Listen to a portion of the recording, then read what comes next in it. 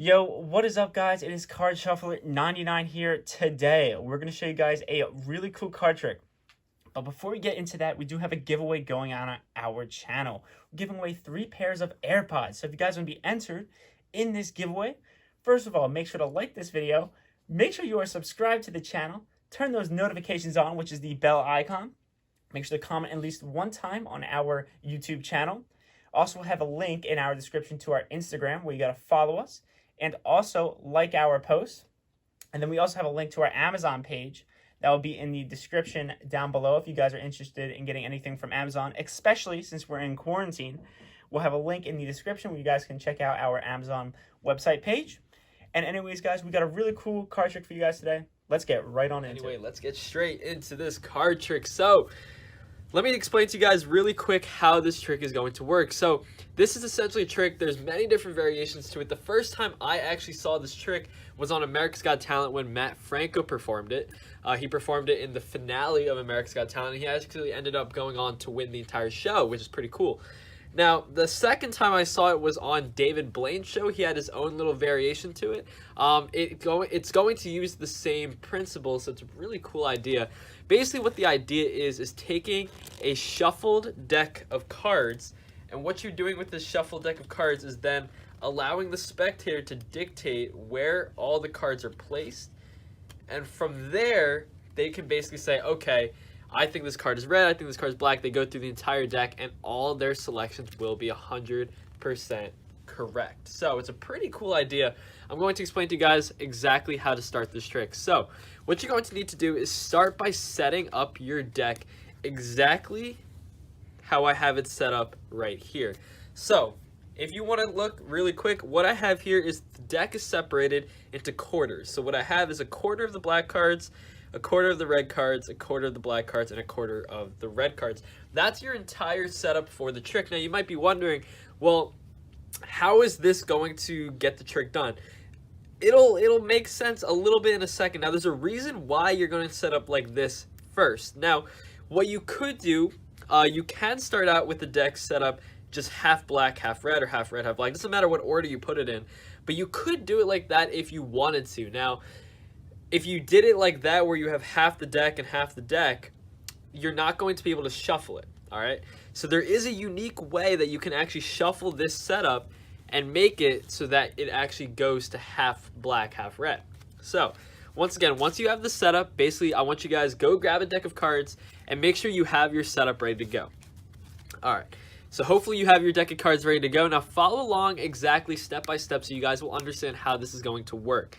So what's going to happen here is you're actually going to be able to riffle shuffle through this packet, and by doing so, you're actually setting up the trick. That seems pretty cool, right? So what you're going to do here is you're going to tell the spectator that you're going to give the deck a fair shuffle. What you're doing here is you're going to go through the deck and you're going to find the halfway point. What do I mean by the halfway point? The halfway point is going to be right here. So basically, where you have half the red, or a quarter of the red cards and a quarter of the black cards in each hand, right? That's going to be your halfway point. So once you're stopping there, that's where you're going to break the packs even. Now, what's going to happen here is you're then going to take these two packets and you're going to shuffle them together. You're going to riffle shuffle these. But what is this actually doing?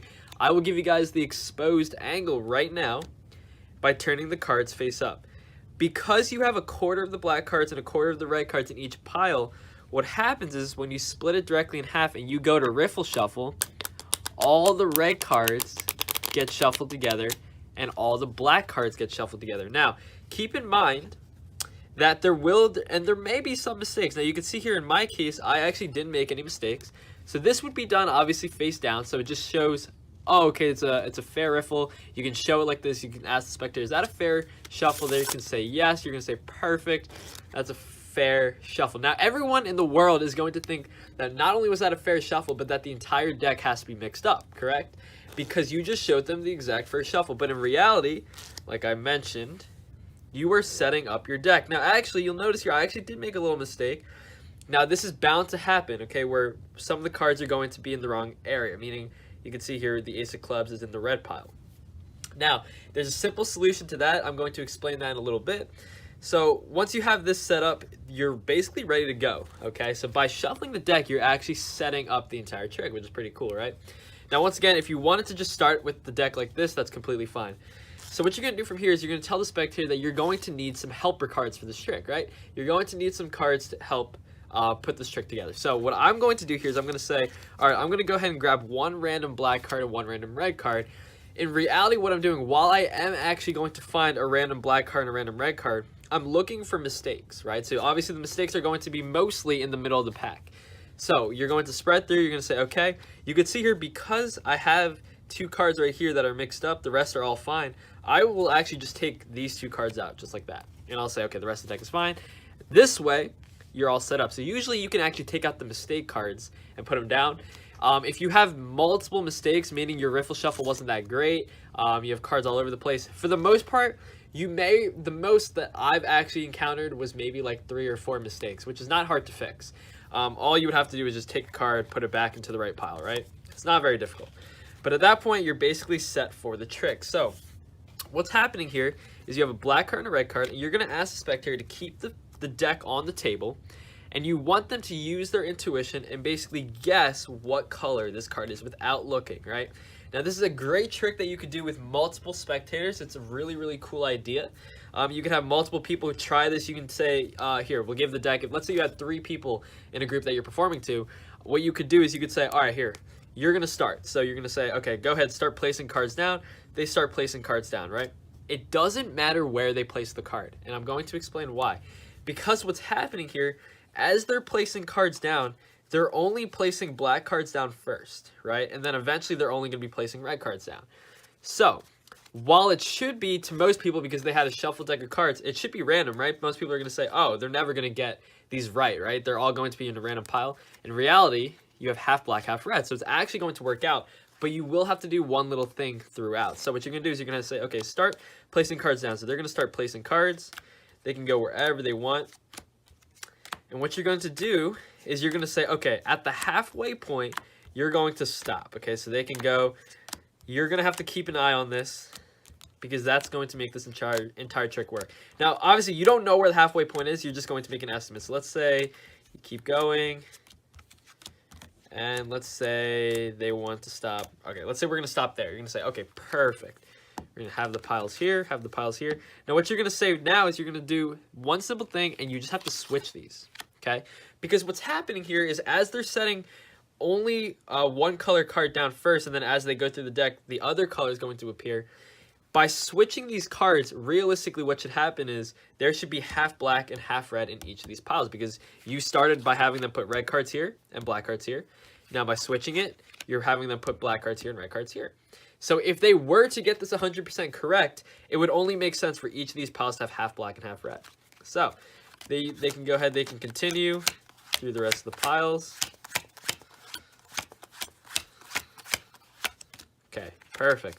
Now, most people, you're going to ask them, you're going to say, oh, well, how well do you think you did out of a shuffled pack of playing cards? They're going to say, probably not too well. They're probably not going to be too confident in themselves. They're going to say that they probably got maybe 10% right, something like that, right? I mean, you might have those couple spectators that think they did really, really well. But what you're going to do here is you're going to say, okay, explain to them that realistically, because we switched the piles, that you should have half red and half black in each pile, right? From there, you go ahead, you spread the cards out, you show half black, half red, and they're going to be amused. They're going to say, wow, that's actually really cool. How did I manage to get all the black cards and all the red cards together, right? That's the magic part. Now, what you can do here is go ahead now, take the other pile, and you're going to spread in the opposite direction to give that illusion that they're opposites, right? So that the left side here has red, the right side has black, left side black, right side red. So it gives that illusion that's a different color.